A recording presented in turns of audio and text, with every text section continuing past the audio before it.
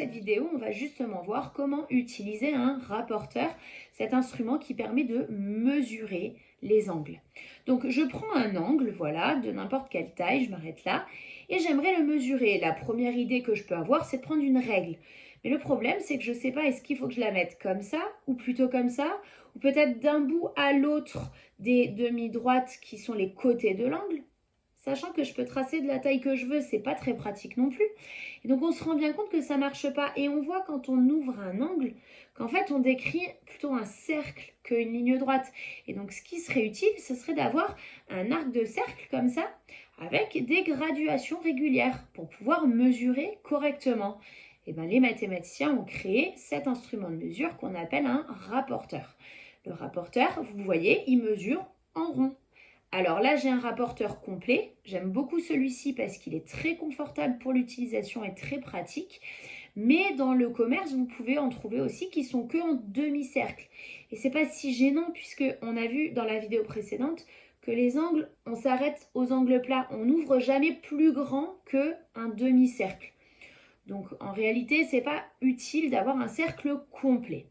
Et vous allez voir que je vais montrer un peu plus loin dans la vidéo comment utiliser les autres rapporteurs, ceux en demi-cercle qu'on trouve plus facilement dans le commerce. Donc, comment fonctionne un rapporteur? On a cette croix, ce point en plein milieu du rapporteur, au centre du cercle. Le point là, on va toujours le mettre sur le sommet de l'angle, obligatoire. Ensuite, il y aura une deuxième chose à faire attention, c'est ce trait-là qui relie le centre du rapporteur au zéro. Ce trait-là, il va se mettre sur un des deux côtés de l'angle. Et on va tourner ou retourner notre rapporteur de sorte que les flèches qui partent vers le haut aillent dans le sens de lecture de la mesure de l'angle. D'accord? Donc si mon angle je l'ouvre vers le haut, il faut que mes flèches partent vers le haut. Si mon angle il part vers le bas, il faudra que mes flèches partent vers le bas. Et dans ce cas-là, il suffit de retourner le rapporteur. D'ailleurs, moi je l'ai retourné ici pour les besoins de l'exercice. Et vous voyez qu'on lit les graduations à l'envers, mais ça fonctionne tout à fait normalement.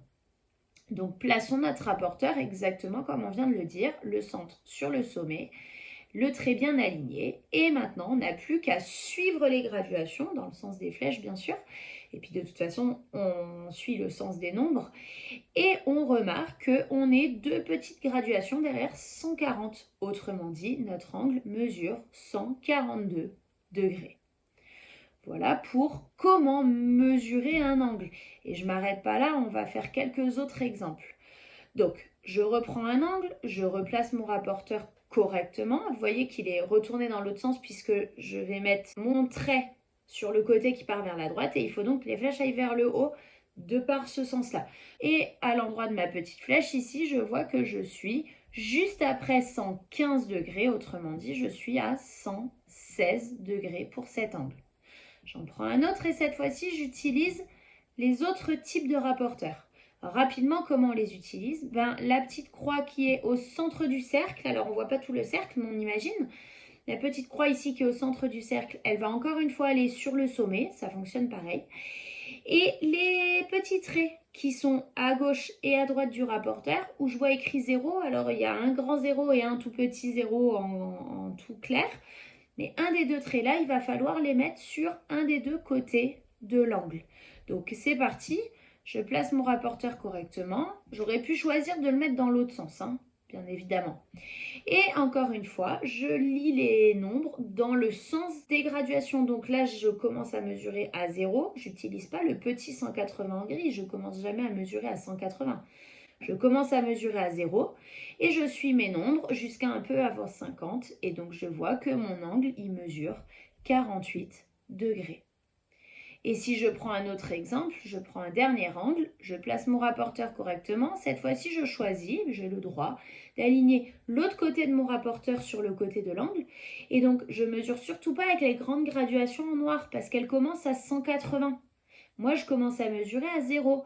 Donc, je vais utiliser à l'intérieur ici ces petites graduations en gris clair. Et donc, je suis jusqu'au bout de l'angle, je fais tout le tour et j'arrive un peu après 120.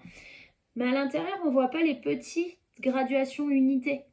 Donc, je lis quand même sur les traits qui sont sur le bord du rapporteur et à l'endroit où ma flèche me montre, j'étais à 120, j'ai passé 125 et je suis donc arrivée à 127 degrés.